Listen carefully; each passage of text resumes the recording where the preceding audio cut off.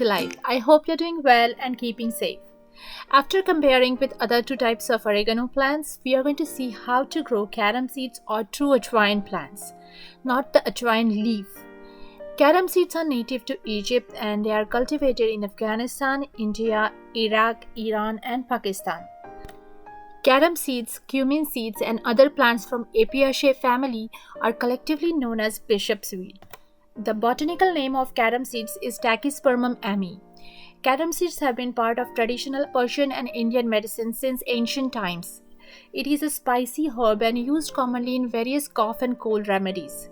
It is also a carminative and eases stomach problems like indigestion, gastric ulcers and gas trouble. In India, new mothers are given roasted carom seeds along with dry coconut to chew. It is believed that carom seeds increase milk supply and fasten healing after childbirth.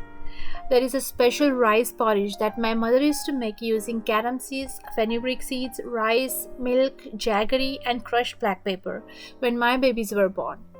Topped with a spoonful of ghee, the porridge is the best comfort food after delivery.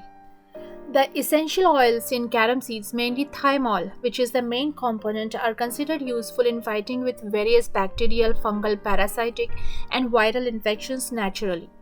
Other than thymol, which is the main essential oil that is more than 50%, there are several other volatile oils that also contribute to its strong flavor.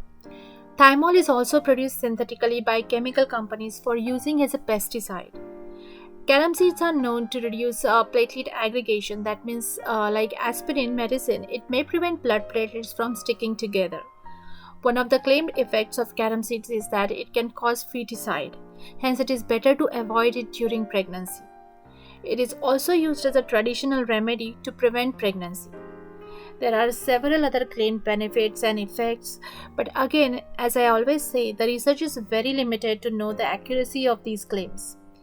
I use ajwain a lot in various spices that I prepare.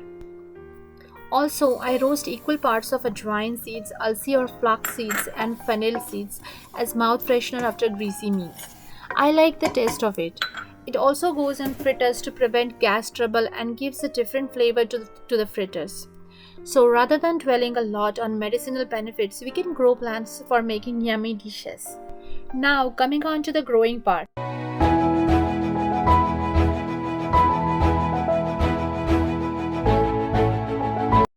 Carom seeds is a cool season plant and the optimal growing temperature is between 15 to 27 degrees Celsius or 60 to 80 degrees Fahrenheit. They are not drought tolerant. The seeds are germinated in October-November so that they get ready for the harvest in May-June. The seed to harvest time for traditional varieties is 5 to 6 months, but there are some early maturing varieties and I believe the seeds that I sowed are early maturing ones because I started the seeds in February and the seeds are ready to harvest in May. So in just 4 months I can start harvesting them. I use the seeds from the grocery store. I started the seeds indoors under a grow light.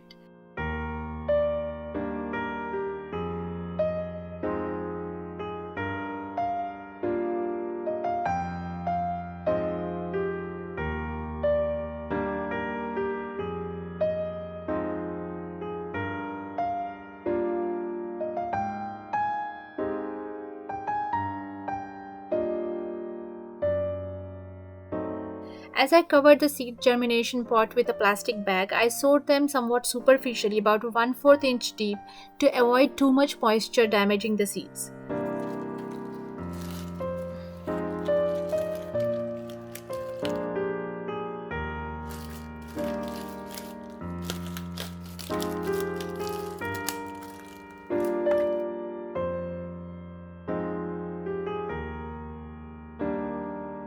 For direct sowing the seeds in the ground, they are grown 1/2 inch deep.